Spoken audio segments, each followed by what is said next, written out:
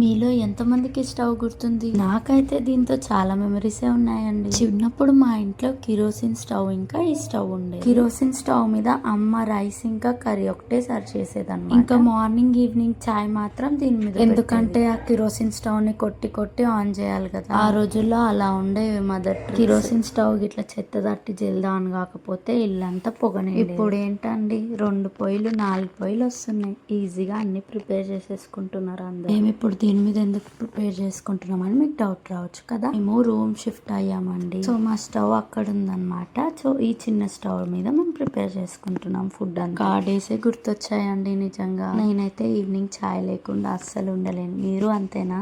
Biscuit తిందామని అనుకున్నా, నా గుండె పగిలిపోయింది. ఇంతకంటే హార్ట్ బ్రేకింగ్ ఇంకేది ఉండదు కదా. అమ్మయ్య, టీ తాగితే ఎంత ప్రశాంతంగా ఉందో. నాలాగా మార్నింగ్ చాయ్ కంటే ఈవినింగ్ చాయ్ ని ఇష్టపడే వాళ్ళు కింద కమెంట్ చేయండి. చూద్దాం ఎంతమంది ఉన్నారు. పోయి మళ్ళీ వస్తుంది. బాయ్.